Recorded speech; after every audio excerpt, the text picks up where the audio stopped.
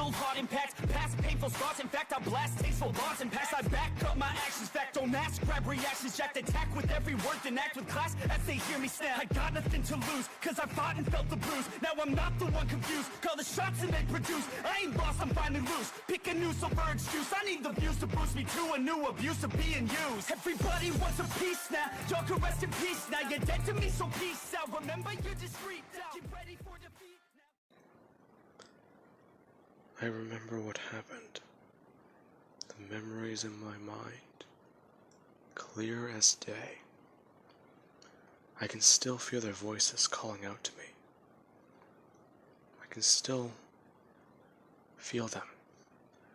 My hands. I can still remember them. Begging not to go. Begging. Asking. Pleading. For any way to stay. But they couldn't.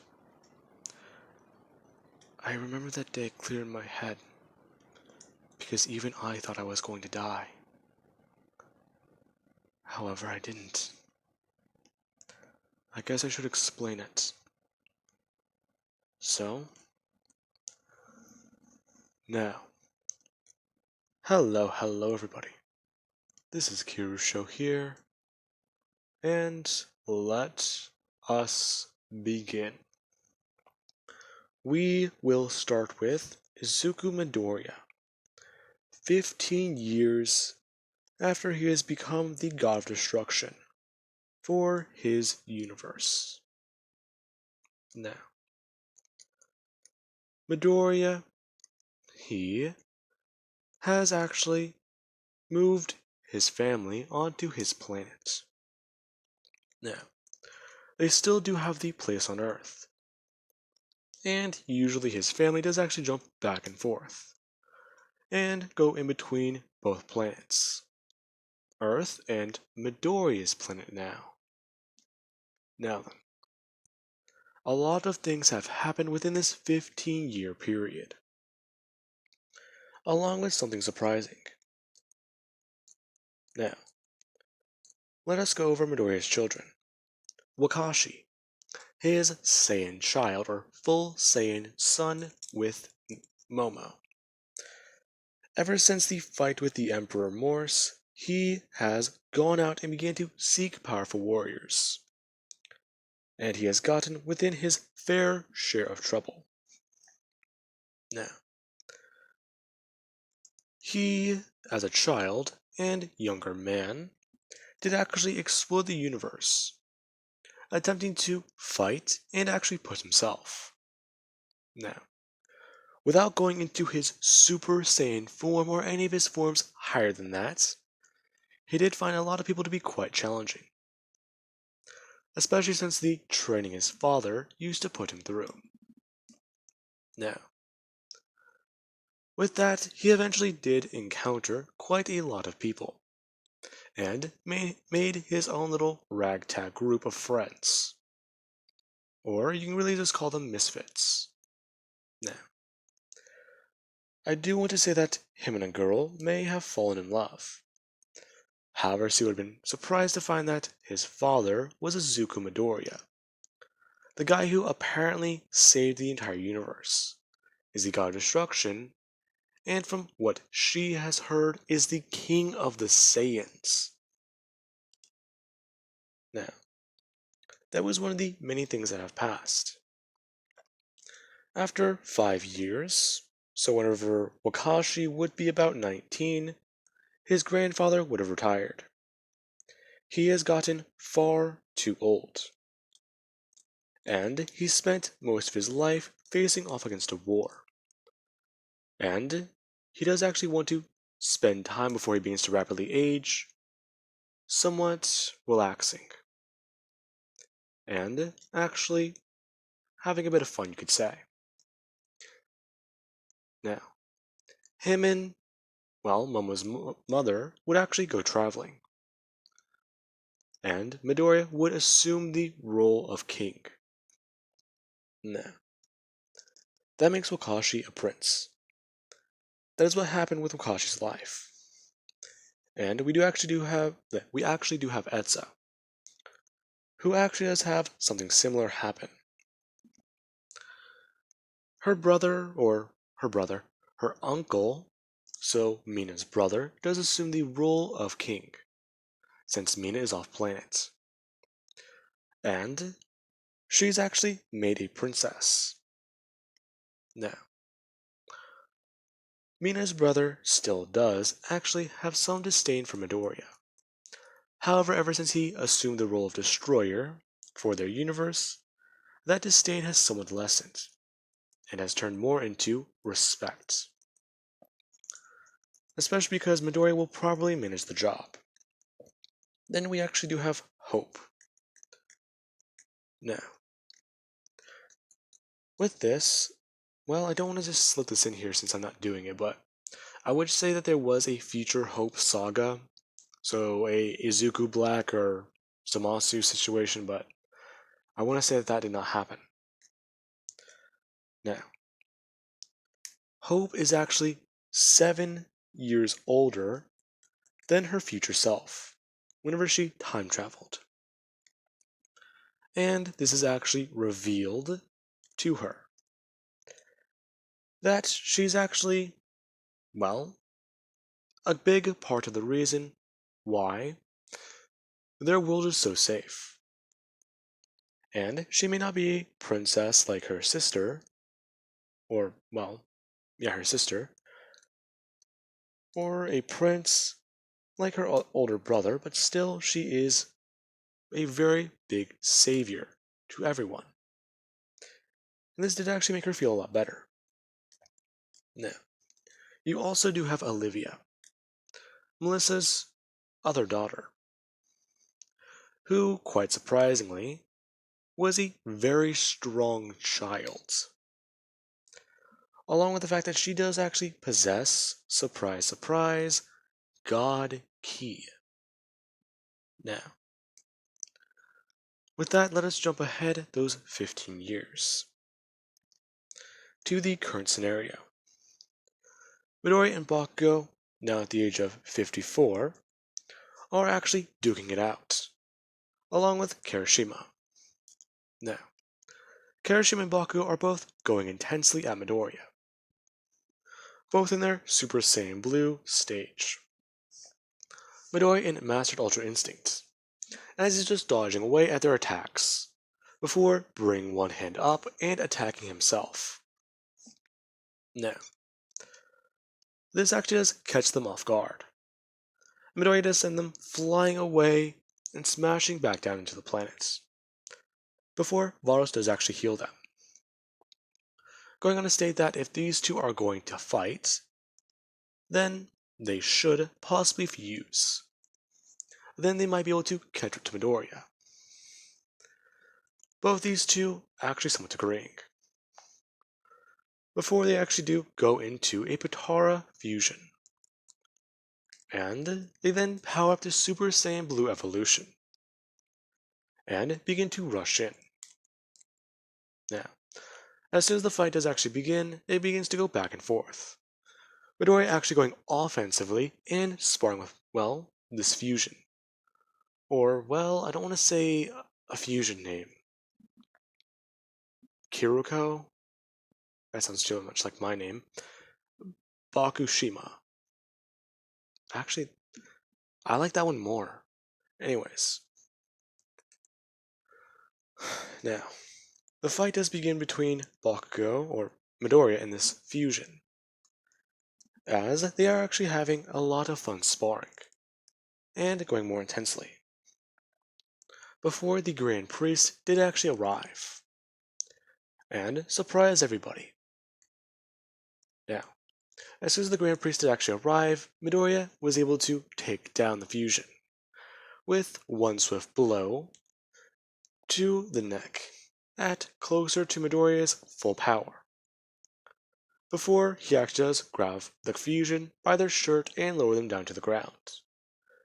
Midoriya lowering himself down onto one knee, and asking the Grand Priest exactly what is his visit, or what is his reason for visiting his small little planet. Yes. Well, I believe that I should inform you. Zeno has decided to hold a martial arts tournament. Hmm? Lord Zeno? Wait, does that mean that you would like me to participate? Hmm? Oh, no, no. This tournament is exclusively only for mortals. And it is actually very important. Hmm? Uh, okay. And what is its importance, Grand Priest, sir? Hmm. Well, now, its importance is your universe's survival. What? I'm sorry, what? Yes. Your universe is going to be facing off against every other possible universe. And whichever one wins will be the final universe remaining. What? But, Grand Priest, sir, why is that? Hmm. Zeno has had problems with her creations in the past. And he believes that the current universal flow is abnormal. So, this is necessary. Uh, I I understand.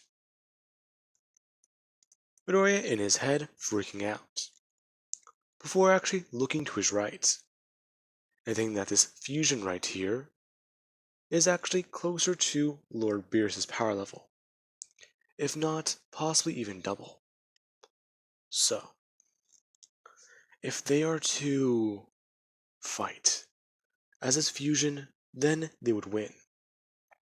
Now, as Midoriya is thinking that, a few minutes do pass of talking, and the fusion is undone. Before these two actually do come back to, or regain consciousness as separate beings. And Midoriya actually did time it. They were only able to stay together for roughly about 2 to 3 minutes. So, that's good. Okay. Uh, Grand Prix, sir. Would it be possible for Potara fusions to enter the tournament? Hmm? Potara fusions? No, I do not believe so. Damn it. Okay. Will I be participating as well? Oh no. Gods of Destructions are forbidden from participating in the tournament. Okay, what about the former Lord Beerus? Hmm? Oh, don't concern yourself with him. What? Yes, he's been sent back to his original universe. Okay. Original universe? He's not from Universe 7? That's strange. Uh, anyways. If I'm not participating, then is it a team? Hmm. Yes, as I have already explained, 10 mortals are needed. And once you do have those 10, they are to participate in this match. And you will get a wish from the Super Dragon Balls. Super Dragon Balls? Yes. You can grant any wish for anything possible within existence. And there is no limit to their power. Really? That's insane. Now, with that being said, the Grand Priest does continue an explanation, as Midoriya has already put together most of the team within his head. However, he is missing a few spaces. Now, with that being said, Midoriya's team consists of Momo, Wakashi, Mina, Etsa, Melissa, Hope, Bakugo, Kendo, Kirishima, and Kaito. Actually, that's not a lot of... That's a full team, actually. Holy shit. Okay, never mind. Anyways, now, with that being said, Midoriya did have 2 spaces missing. Or let's say at least 1, which Bakugo immediately said was Kaito's. Now, that was very interesting. Uncle Midoriya actually asking about Bakugo's other kid. Bakugo saying that his daughter Mitsuki, she has, well, she doesn't like participating in insane things. She does fight and train. However, she doesn't want to train with her old man. She's at that weird age. Okay. Strange. Hmm. Don't tell me. Dealing with her's weird. Especially because she's got that fiery attitude my mother has. So your attitude, Bakugo? Hey, asshole. Don't drag me into this. Besides, I don't know how she's the spitting image of me. So, your mom, again. Yeah, whatever. Anyways, I think we have a full roster. So, we will be able to do this. Nah. With that being said, they do actually wait and continue on with the way things are. Bakugo and Kirishima actually going within the time chamber for 3 years. In order to, well, get ready. Now, with that, they did actually come out quite a little bit stronger. And the tournament did actually commence. Now, Midoriya is watching in the stands. And he actually has watched quite a lot of things happen throughout the 40 minutes worth of fighting. Now, his son Wakashi, he actually did fight a feisty Saiyan woman by the name of Kefla. And this was actually very interesting. And Kefla actually was quite surprised at this man's power. Him and her going back and forth, and actually surprisingly looking to be equally matched. And Kefla did actually state that he looks a lot like that old man up there in the stands, asking exactly why isn't he down here fighting. As Wakashi would explain, that is his father, the god of destruction for his universe. And the reason why he is not fighting is because his power level is far too high. In fact, him and Miss Vados, as he does go on stating, they have known each other for a very long time. And then there is him. Him actually powering up further. And showing off Super Saiyan 3. As the two would continue their battle. Him actually pushing Kefla quite far. As she is still able to fight against Wakashi. And Kefla herself does actually push herself further into Super Saiyan 2. And begin to take on more of the legendary power from, I believe, Kale's side of the form. Now, with that being said, Wakashi actually did talk about how her strange form does actually remind him of his father's. However, asking her if she has ever seen a Super Saiyan 4, as he did actually begin to power up further, and more beyond. Now, this was quite surprising, as Kefla was able to be taken down and overpowered by the Super Saiyan 4. And I do want to actually state that Wakashi's power level would be somewhere around Midoriya's in this form. If I remember correctly, Kefla's power level may have been, I want to say like 2.5 septillion, but I might be wrong. I don't think I am. I want to say it would have been around that area. So Wakashi in this Super Saiyan 4 form, I want to say would be at about 4 or 5 septillion. And he would have been able to greatly overpower her. Now, along with that, there was those Warriors of Love. I really do not like those characters. Who actually did try and fight and face off against Midoriya's universe. And Midoriya did actually watch as the women he loves, Mina, Melissa, and Momo, actually did power up and go against these three. Now, they were basically spewing on and on about how they are the warriors of love and how Universe 7 cannot understand anything about that. Before we do have Olivia, Etsa, and Wakashi, who actually do jump in on the situation. And this actually does surprise quite a lot of people, as it is now a 6v3.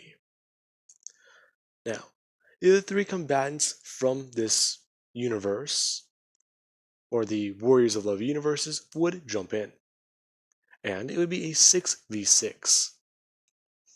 However, Momo and Mina are actually both going on to state that they cannot understand anything about love, about how they preach it. They assume that they have never been in love before. And Momo, Mina, and Melissa actually do all state, somehow in unison, that they all do love their god of destruction. And this actually does catch them off guard, as Etsa and Hope do power up to bigger forms. Etsa taking on the power of Super Saiyan Blue, while Hope, I want to say she would go for Blue too, because I want to say it would fit her a bit better. Now, with that, you also do have Olivia, who actually did join in the situation. She was able to help Hope, her sister, whenever she almost fell out of bounds. The explosion that happened tore apart quite a bit of the arena. And it actually saved somebody from elimination. Now, then there's the problem of Jiren. Bakugo and Kirishima did fight intensely.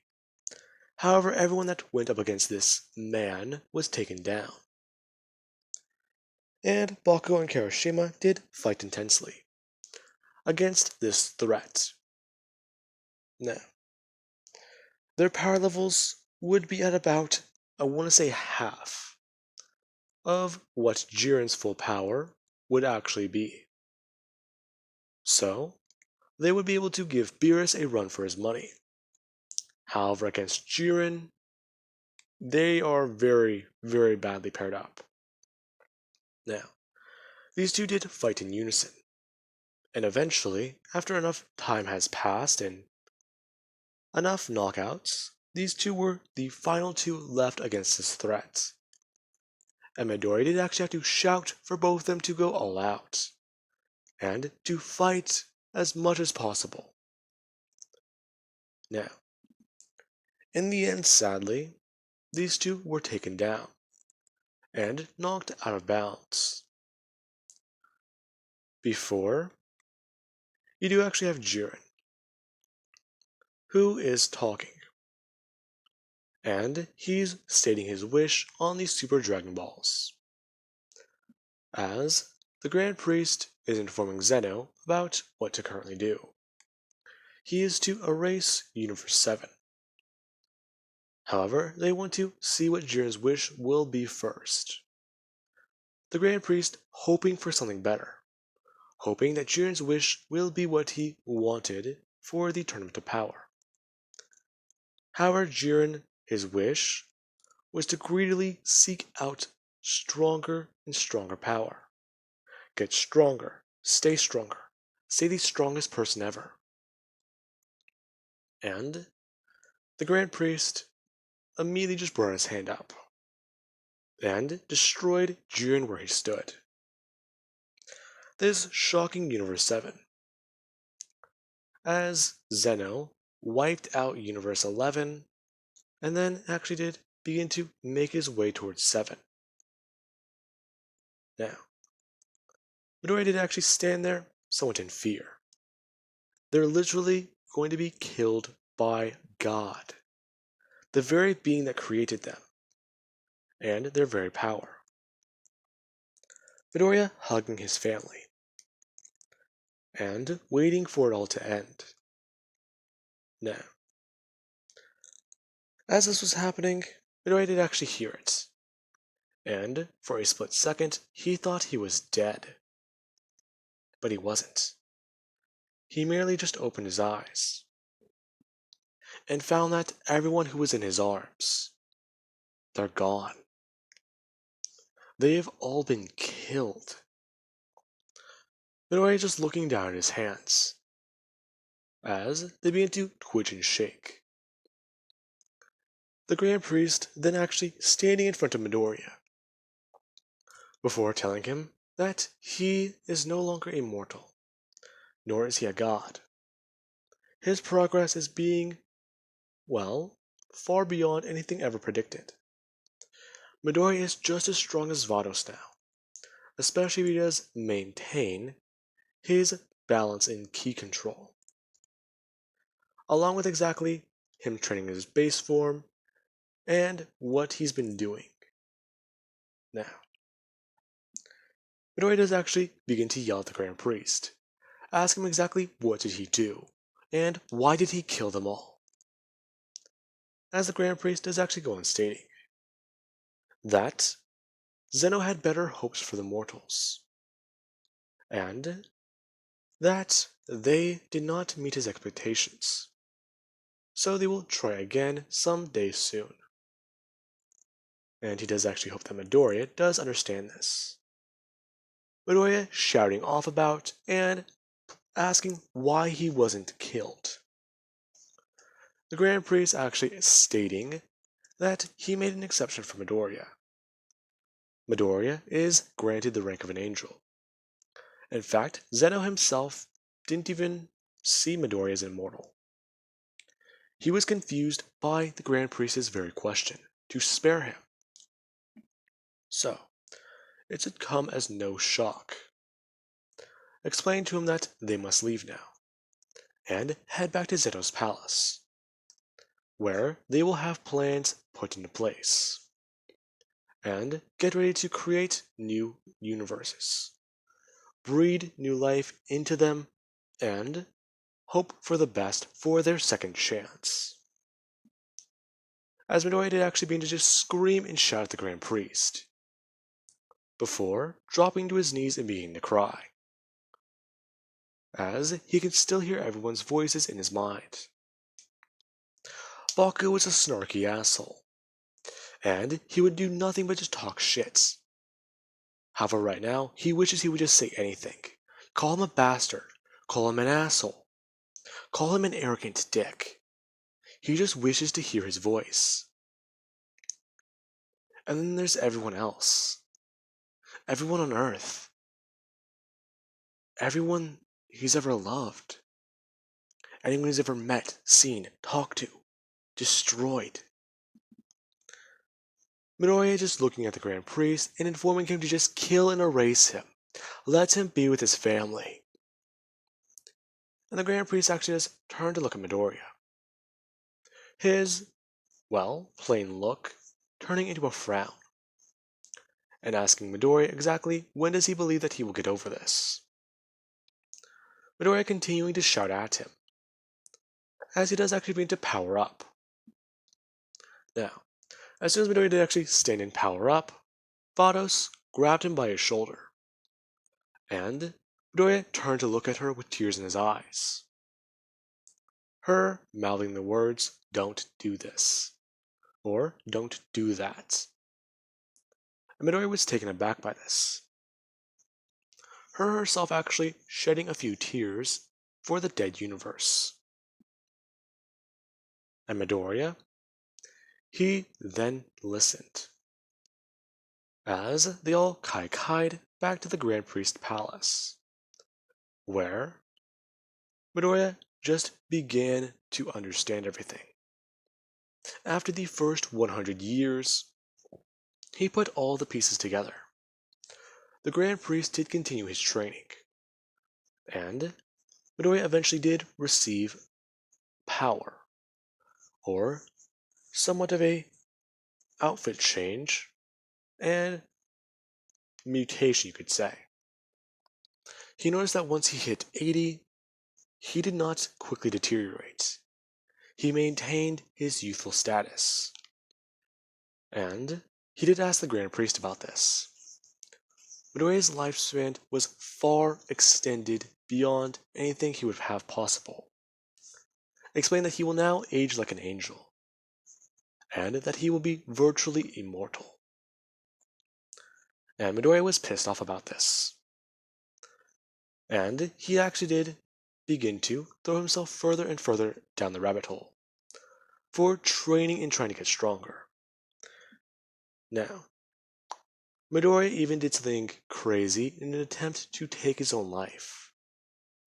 He went to see how much he can put on his body with Kaioken. He went up to times 50. That felt normal. He went up to times 100. That was painful and straining. Midoriya, he even jumped up to times 1000. And he found this power to be completely agonizing, ripping his body apart. And he then shouted for 1 million. Now, the moment Midoriya did actually do that, he felt himself being engulfed by the red aura, and his body beginning to tear away at itself, before he fell to the ground exhausted, passing out. He expected to bleed out, however he just awoke, and his body was completely restored. Him bashing his fist against the ground, and getting angrier and angrier and angrier at the fact that he is now an immortal being, and that his life will never go back to normal, as he just continues to cry. Now, with all of that being said, I do hope you guys enjoyed, and have an amazing night. I will catch you guys in the next part.